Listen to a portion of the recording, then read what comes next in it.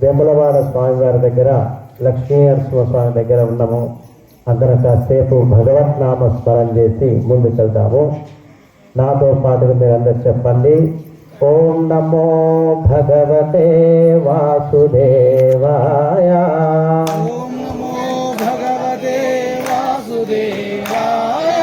ఓం నమో భగవతే వాసుదేవాయ. ఓం నమో భగవతే వాసుదేవాయ. పరమాత్మ స్వరూపంగా అంతా అందరూ చేతులు పైకెత్తండి. ఓం నమో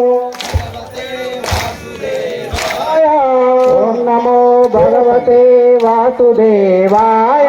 ఓం నమో వాసుదేవాయ. ఓం నమో భగవతే వాసుదేవాయ. ఓం నమో భగవతే నారాయణ.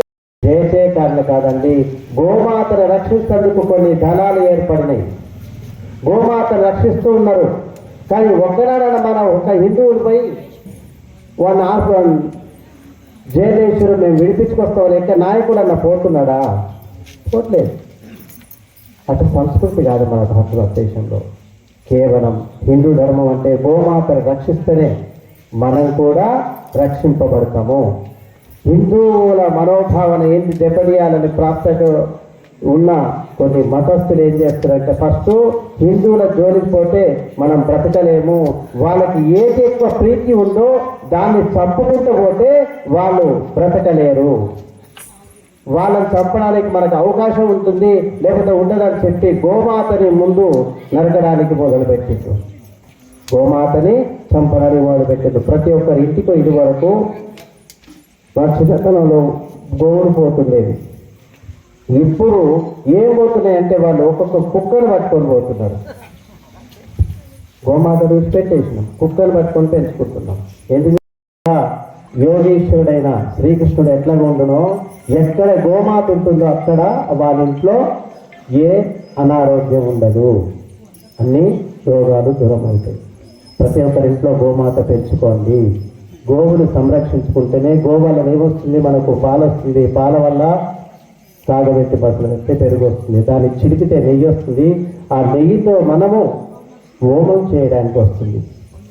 లేకుంటే ఆవులే లేవనుకోండి, హోమం చేయడము కుదురుబాటు కాదు. హోమం కదా. మన గోమాతను రక్షించాలంటే మనం ఏం చేస్తుండాలి? గోమాతను సంరక్షణ చేస్తూ ఉంటేనే మనము మనుగడ ఉంటుంది. భారతదేశంలో మాతృమూర్తి ఎవరు? మన కన్న తల్లి తర్వాత గోమాత, గోమాత తర్వాత ఈ ప్రపంచాన్ని పాలించే భరతమాత.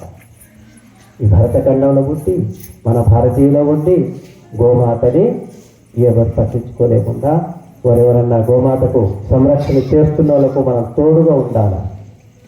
తోడుగుంటేనేమో ఒక్కొక్క నాయకుడు ఏం చేస్తుంటాడు, అయ్యో ఇది సమ్మేళనం పెట్టిన నేను పోతే నా పేరు ఎక్కడ జరిగిపోతుందో, నేను పోతే ఎవరు నా నాయకుడు అంటారేమో అని చెప్పి రాట్లేదు. అదే ఏదో కార్యక్రమం తీసుకోవడానికో లేకపోతే నాయకుడు వచ్చిందంటే ఇక్కడ ఈ ఆలు సరిపోయేది కాదు. మోకాలు చూడకుండా ఎవరి ముఖం తొక్కేసలాడినట్టు వస్తారు. మనిషికి 500 ఇస్తుందంటే. కానీ ఇప్పుడు అట్లా లేదే. ఇంతకాడికి నువ్వు హిందువుగా ఉండి, హిందూ దేశాలు పుట్టి, భారతీయుడు ఉండి, నువ్వు హిందూ మతాన్ని స్వీకరించి హిందుత్వంగా ఉండి ఒక్కరు భారత ప్రభుత్వానికి మీరు ఏం చేస్తున్నారు? మీరు భారతీయులు ఏం చేస్తున్నారు? ఏది లేదు. ఏదో కరసేవకులు అంటే వాళ్ళు మాత్రమే ఉంటున్నాం. ఇది కరసేవలకు కాదు, ఇది మతము. భారతదేశంలో పుట్టిన ఏ వ్యక్తి అయినా, ఎటువంటి మతస్థుడైనా భారతీయుడే. నేను భారత